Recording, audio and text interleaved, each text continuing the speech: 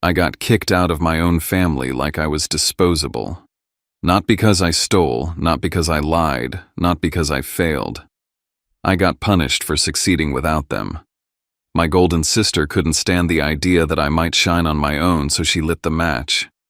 And my parents didn't even ask if the fire was real. 3 years later, she showed up at my door looking broken, whispering the words I never thought I'd hear: "I need you." Because the family restaurant, the empire they chose over me, is collapsing, and now they want the son they erased to save it. I'm Kincaid, and I'm about to tell you the whole truth. But before I do, can you say hi in the comments, or tell me where you're watching from? Sometimes knowing someone is there makes all the difference. And if you've ever been the other child in your own home, hit subscribe because you're not alone. And this story might be the lifeline you didn't know you needed. Thank you. Now, let me tell you everything. They say success changes people. But in my family, it didn't change me. It changed how they saw me. My name is Kincaid for short, and this is the story of how I was erased by my own family the moment I dared to succeed on my own terms. Today, I'm 31 years old, working in Midtown Atlanta as a strategy consultant. I wear fitted suits, lead million-dollar client meetings, and walk into boardrooms where people actually listen when I speak. On the surface, I look like someone who figured it out, and in many ways I did. But underneath that polished version of me is a scar that's never quite healed, a scar shaped like a home I no longer belong to. The place I grew up in wasn't far from where I live now, but it felt like another planet. Alpharetta, suburban, safe Southern. At the center of our lives was the family business, Peachtree Smokehouse, a BBQ restaurant with just enough charm and local press to make my parents feel like royalty in their own little empire. My father, Gordon Hawthorne, ran it like a general. My mother, Marlene, played the role of Southern hostess, warm smile, sharp judgment. And then there was Brielle, my older sister, the golden child, the crown jewel of the Hawthorne legacy. If Brielle got an A, there was cake photos and a brag post on Facebook by sundown. If I got an A, I usually found myself doing the dishes that night because I had time. That was the tone of my childhood, not abusive, but precise in how love and pride were rationed. Brielle shined bright, loud, perfect. She was homecoming queen valedictorian, and later a business school darling who could charm a room with nothing but a smile. I was the kid who fixed the register when it froze, and stayed after hours to update the restaurant's website. Quiet. Useful. Background. I don't remember the exact moment I realized my family measured love in returns on investment, but I do remember the feeling. Like I was some side project they forgot they started. Peachtree Smokehouse wasn't just a business, it was a brand, a monument to their pride. And Brielle, she was the face of it. She did PR, hosted influencers, filmed sizzle reels for Instagram. I worked behind the curtain, installing POS systems, fixing broken Wi-Fi, automating order tracking. I did it all without asking for recognition, maybe because I had already accepted I'd never get it. What stung wasn't that I wasn't the favorite. It was how blatant they made it. At family events, guests would always ask Brielle about her newest marketing campaign or how her business classes were going. No one asked me anything beyond, "Hey, you still doing that computer stuff?"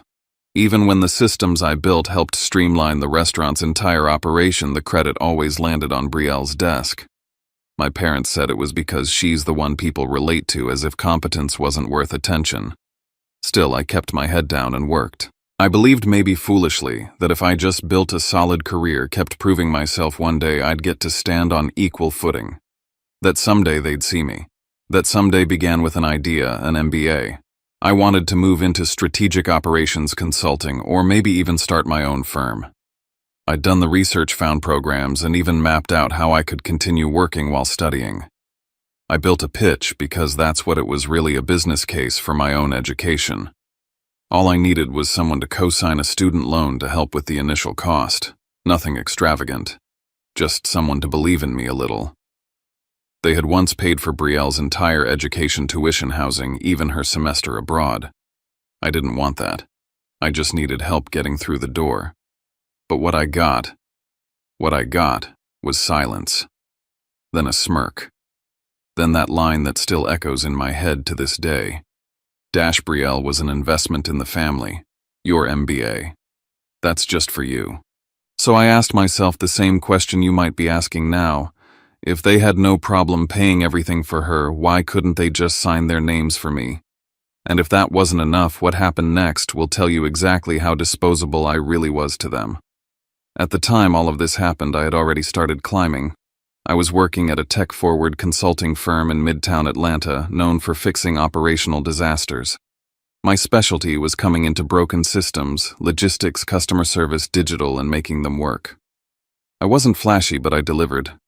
I had started getting recognition internally, small bonuses, a promotion on the horizon. And despite everything, I still tried to help the family business behind the scenes.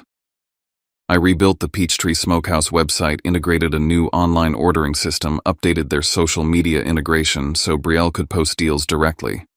I didn't ask for credit. Not once. But then things shifted. Anytime the restaurant saw a spike in delivery orders, my parents would say it was because of Betrayal's branding strategy.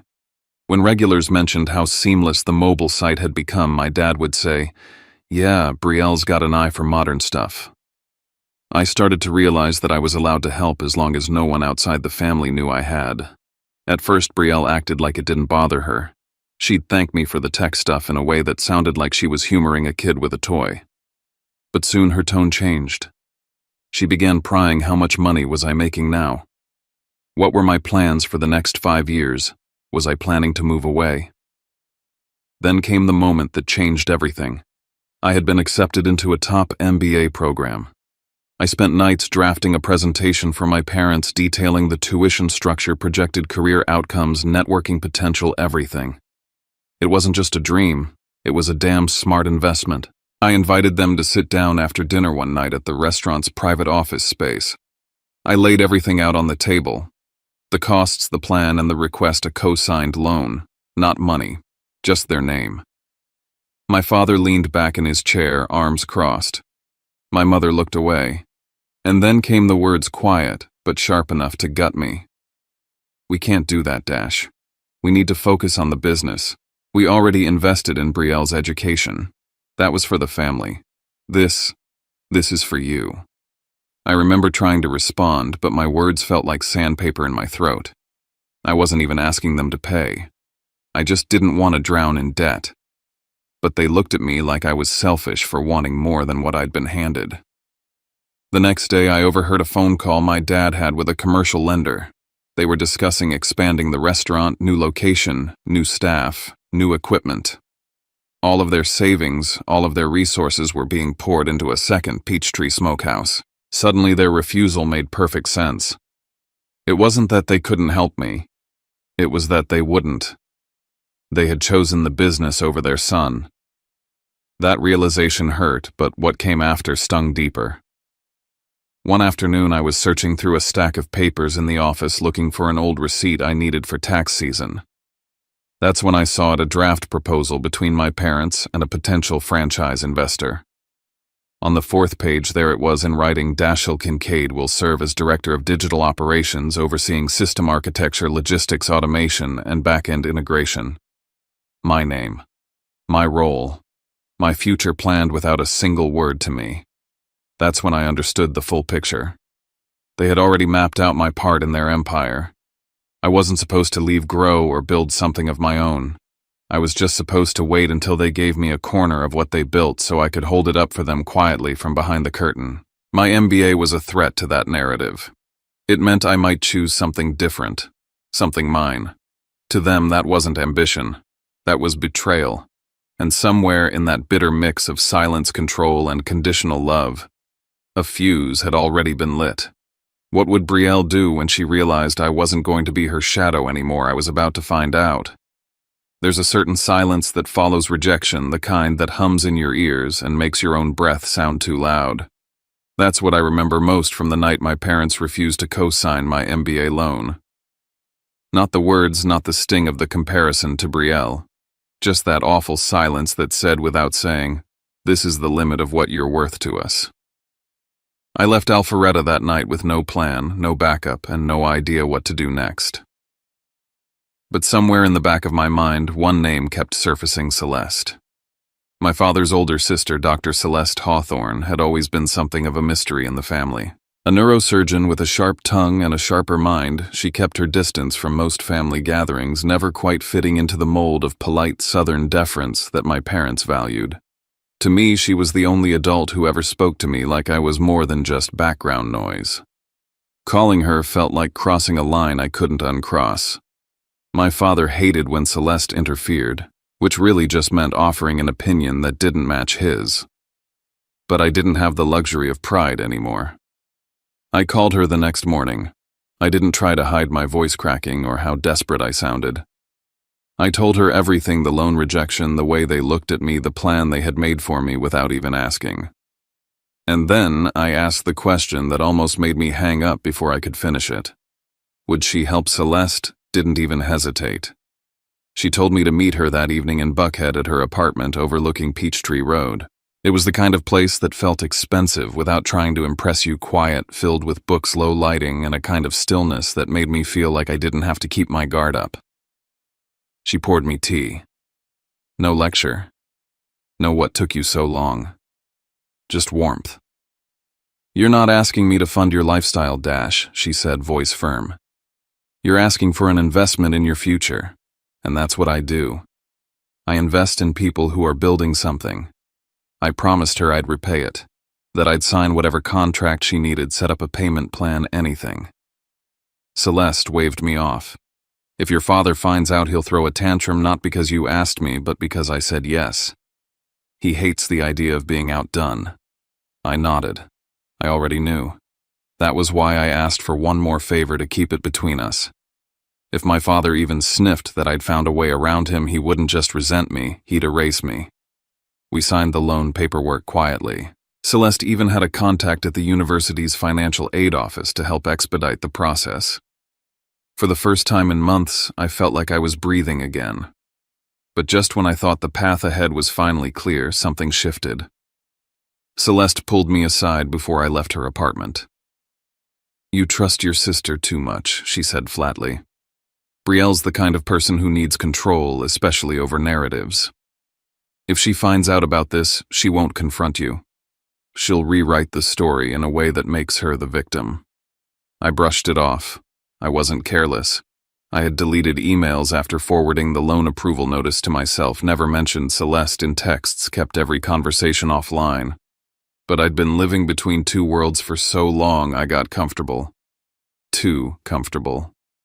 And that's when the small cracks began to show. It started with my email inbox. A few messages were marked as read before I opened them. At first I thought I'd misclicked. Then I noticed a draft I didn't remember writing. One of my documents about financial aid had been renamed, moved to a different folder. I chalked it up to a glitch. Then came the browsing history, logins from an IP address in Alpharetta, and a calendar event I hadn't created reminding me to finalize university documents. My stomach turned.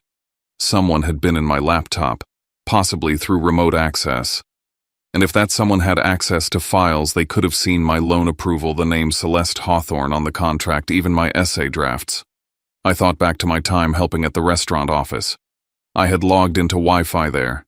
I had used a shared desktop to test email automation.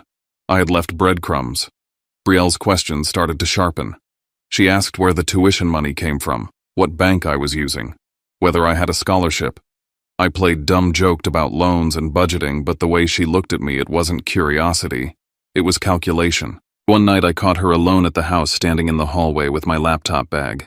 She claimed she was moving it out of the way, but the look on her face said otherwise. And then came the words that made everything click into place. "Do you really think Celeste is going to choose you over me?" There was no context, no lead-in. She just dropped it like a brick through glass. My blood ran cold. My parents didn't say anything when I brought up the MBA again. My mother busied herself with dishes. My father adjusted the TV volume. But their silence spoke volumes. I had crossed a line they couldn't forgive, and Brielle had already told them which story to believe. And if they needed a reason to cut me loose, I had a feeling they were about to get one. The day started like any other. I closed a big client deal at work, had lunch with a senior partner, and got a congratulatory email from my MBA advisor confirming my orientation schedule. I was humming when I got in my car, thinking of how to finally tell my family the news. Despite everything, part of me still hoped they'd be proud, that they'd finally see me. But as I pulled into the driveway in Alpharetta, the air felt different. Heavy. Still. Inside the house was too clean. Too quiet. My father's truck was in the garage, my mother's purse sat untouched on the kitchen island, and yet no one greeted me. I walked to my room and immediately noticed something was off. My nightstand drawer was slightly open. The documents on my desk were rearranged. A few USBs were missing. And the laptop I kept stored in my bag was gone. I found it on the living room coffee table screen open. My chest tightened.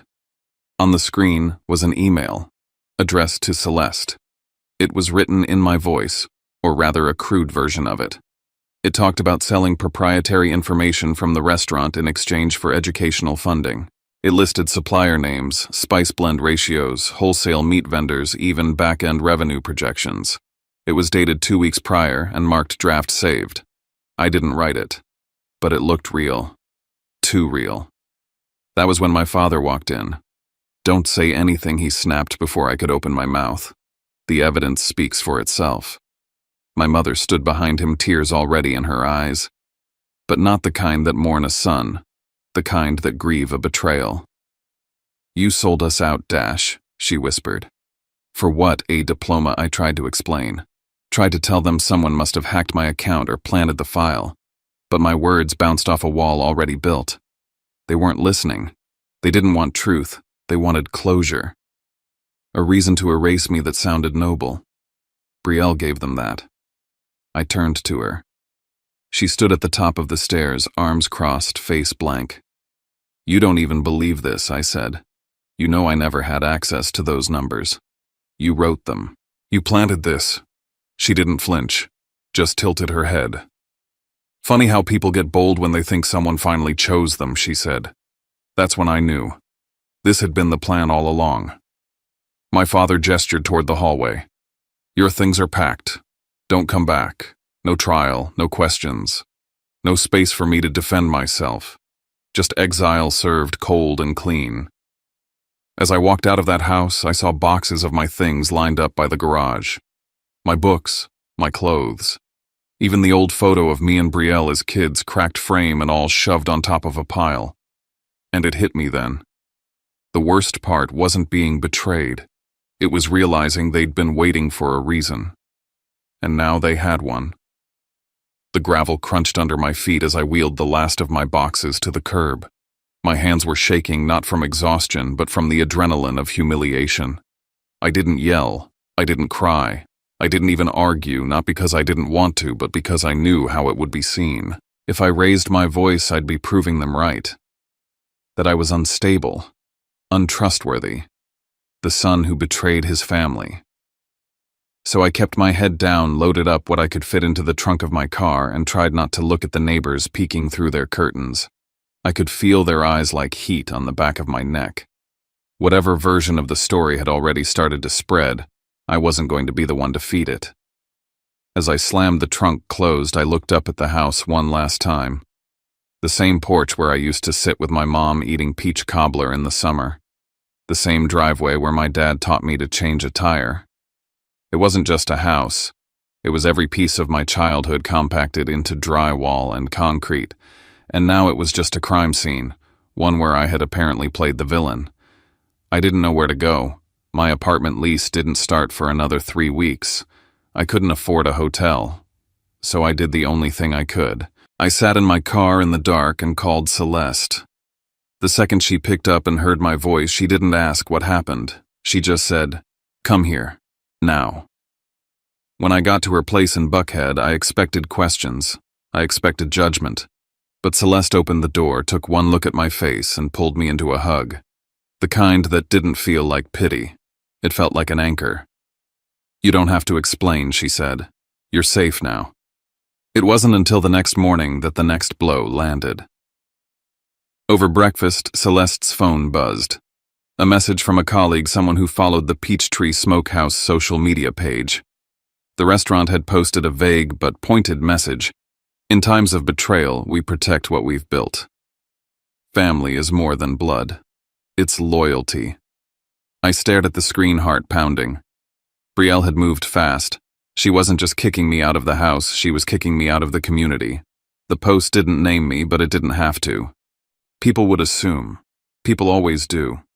Within hours, I started getting texts. From former co-workers at the restaurant, old high school friends, even a few neighbors. All variations of the same thing. Are you okay? Which really meant, did you do it? I tried to laugh it off, but I was spiraling. Brielle had weaponized perception. And worse, she'd done it so smoothly, so surgically, that I couldn't even prove it was targeted. Just enough ambiguity to create doubt.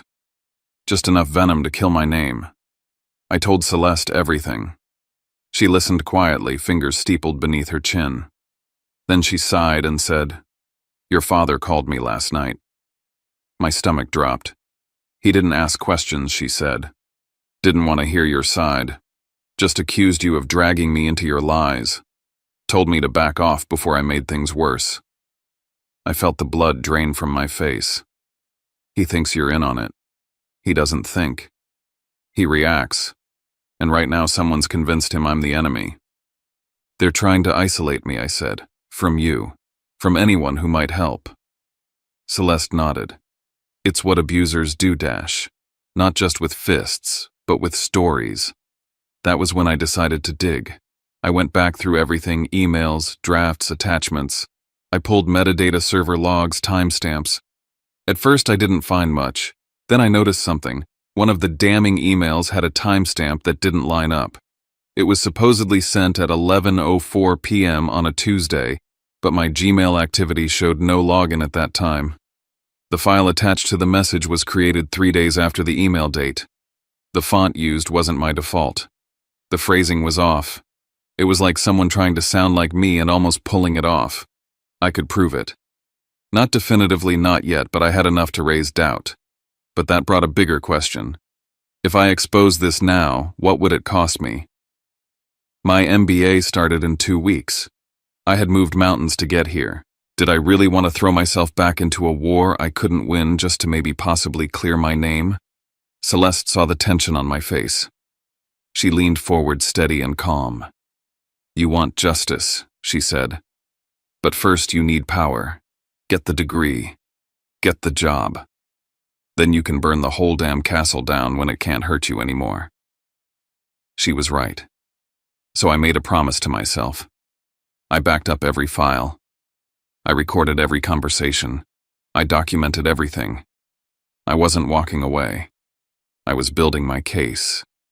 Because one day they might come back not to apologize, but to ask for something. And I needed to be ready to decide who I was going to be when they did. 3 years is a long time. Long enough to build a new life, if you know how to let go. I finished my MBA at Emory with honors. Got recruited straight into a strategy firm in Midtown. Started renting a loft downtown with big windows and a quiet view. It wasn't glamorous, but it was mine. Everything in it, every book, every fork, every chair was something I chose. Not handed down, not negotiated. Mine. Celeste became the only real family I had. We had Sunday dinners at her place, laughed about hospital politics, and shared recipes from her world travels. She never asked about my parents, never mentioned Brielle. She didn't have to. She knew that silence was the one gift I needed most. At work, I started getting noticed. I specialized in crisis management, ironic, I guess, considering how my life had been one long series of collapses. But I was good at it.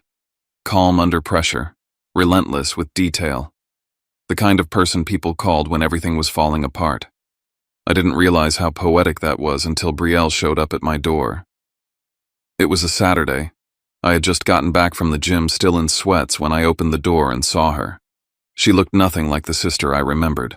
No makeup, hair pulled back in a loose ponytail. Her eyes were tired, her posture hunched. She was wearing the same coat I'd seen her model in a press photo years ago, only now it looked worn, like it had weathered more storms than she could count. "Hey," she said, barely above a whisper. I didn't say anything. I need your help. No apology. No acknowledgement of what she'd done. Just a need. Just a door she assumed could still be opened. I didn't invite her in. She stood on the threshold, hands wrapped around herself like she was holding something in. The restaurant's in trouble, she said. Big trouble. Dad's talking about filing for bankruptcy. Mom's not sleeping. It's bad, Dash. Really bad. I crossed my arms. Why come to me? Her eyes flicked down. Because I know you're the only one who can fix it. I didn't say yes. I didn't say no. I told her I'd think about it. A week later, my parents found me. They showed up at my office building, standing in the lobby like ghosts from a bad dream. I saw them through the glass doors and immediately felt heat crawl up my spine. I took them to a coffee shop down the street, kept my tone calm corporate. They started with pleasantries, how proud they were, how good I looked. But it didn't take long to turn. We need you, my father said. The business, it's sinking. I said nothing. We made mistakes, my mother added. But we believe in you. We always did. I wanted to laugh. Then they got to the part that made me go cold. There are some discrepancies, Dad said. In the books. Some issues with payroll, with supplier contracts. We had to cut some corners. How bad is it, I asked. Bad enough, he said. There could be audits, penalties. Maybe worse. And you want me to, what, be the fall guy? My father flinched. No. We want you to help clean it up, make it right. I thought of all the ethics classes I'd taken, all the case studies where a company's poor decisions dragged good people down with them, and I saw the trap. They weren't asking for help, they were asking for cover. I told them I needed time, walked out without another word. That night I opened the folder I hadn't touched in 3 years. The one with the fake emails, the fabricated attachments, the analysis of every digital lie Betrayal had written. And a new question formed in my mind. If she had been able to fake internal documents so convincingly before, had she already known even then what kind of mess they were hiding? Was this all one long setup? Were they now coming to me not because they trusted me, but because they knew I was the only one who might survive the fallout? And if I didn't help, what else were they willing to do? Because in my family, the truth was never enough. It was always about who controlled the story. They didn't wait long after that cafe meeting to ramp things up.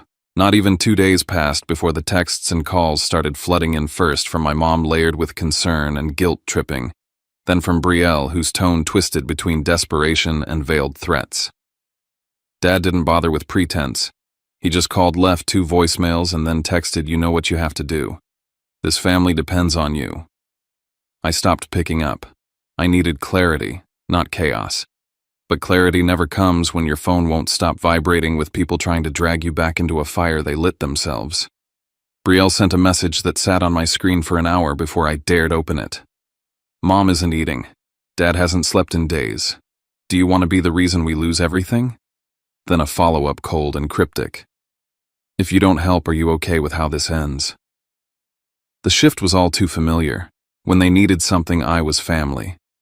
When I questioned them, I was the problem. They wanted my help, but on their terms that erased what they'd done to me. A few nights later, Dad called again, and this time I answered. Maybe I needed to hear it for myself. He didn't waste time. "We need you to talk to the bank," he said. "I'm not a financial officer," I replied. "You don't have to be. You've got the degree, the credentials. You know how to position things. You want me to vouch for the business." There was a long silence, and then he said it. "We need you to stand behind the numbers. Help smooth things over. Your name will go a long way. My name. My signature. My future." That's when it hit me. This wasn't about help. This was about liability. They didn't want advice. They wanted a scapegoat in a tailored suit. I went back into my files, the dusty corner of my hard drive I hadn't touched since the night they threw me out. The fake emails, the digital fingerprints Betrayal left behind. At the time, I saved it all out of hurt. Now it felt like armor. When I reread those forged emails, something new stood out. They weren't sloppy. They were deliberate. Too perfect. They matched the language of someone trying to prove something, not someone speaking naturally. It wasn't just about discrediting me. It was about rehearsing a story, one they could reuse. That night, I got a ping from someone I hadn't heard from in years, a former waiter from the restaurant. "Hey man, weird question. Did you hear anything about the health inspection last week?" Looked intense. He didn't say more, but it was enough. I started digging. Sure enough, the Peachtree Smokehouse had been flagged for a surprise inspection. There were whispers of violations, sanitation issues, questionable sourcing, irregularities in storage logs. It wasn't public yet, but the foundation was shaking, and they knew it. So when they begged me to help, what they meant was stand in the blast radius for us. I arranged one final meeting, neutral ground, a diner near Piedmont Park. Public bright and too loud for theatrics. Brielle arrived first, followed by our parents. Mom wore that strained smile she always used on customers who complained about the food, but still left a tip. "I've made a decision," I said after they ordered, but before the food arrived. "I'm not coming back. I won't stand behind a business I didn't break. I won't risk everything I've built to save something you refuse to protect." "You're abandoning us," Mom said. "You abandoned me first," I said. "When I asked for a co-signed loan. When you believed fake emails without a conversation. When you posted vague threats online to paint me as a traitor." Dad slammed his palm against the table, not hard but loud enough to draw a few eyes. "After all we've done for you, done for me," I cut him off. "You paid for Brielle's school, her PR campaigns, her failed expansions. You gave me a bedroom and kicked me out of it with no warning. Let's not rewrite history." I stood. "I wish you the best. But this is the end of the road for me."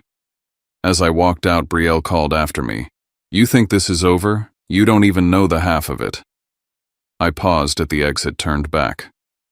"What does that mean?" She hesitated, and then she said it.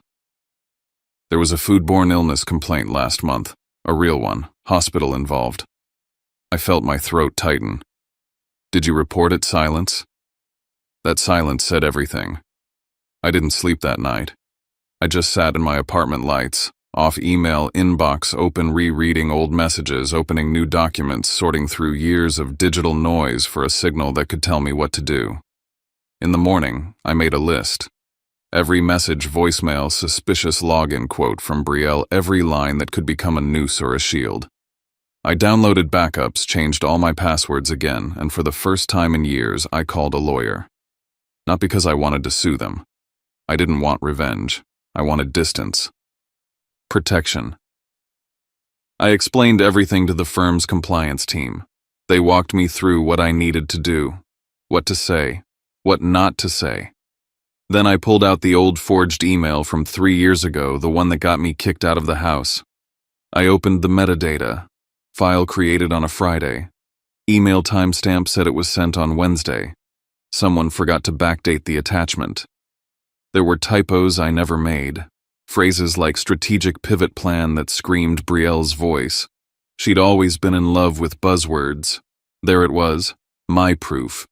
Not just that I'd been framed, but that she was capable of framing me again if it served her. And that wasn't even the worst part. I remembered what she said about someone getting sick. I found the health department's complaint log. A child age 6. Salmonella. Traced back to a catered event tied to the smokehouse. The investigation was still open, but it was no longer a whisper. It was a siren. That was the tipping point. I knew if I stayed quiet, someone else might get hurt. And if they did, and I had known, I wouldn't just be a bystander, I'd be complicit. So I filed a report. Not on a blog, not on social media. I used the legal channels. Through my lawyer, I submitted everything I knew, what I'd heard, what I suspected, what I could prove. I didn't accuse anyone directly. I simply provided data. The fallout was fast. Health inspectors showed up within the week. The restaurant shut down pending investigation. News spread, first local blogs, then a food safety column.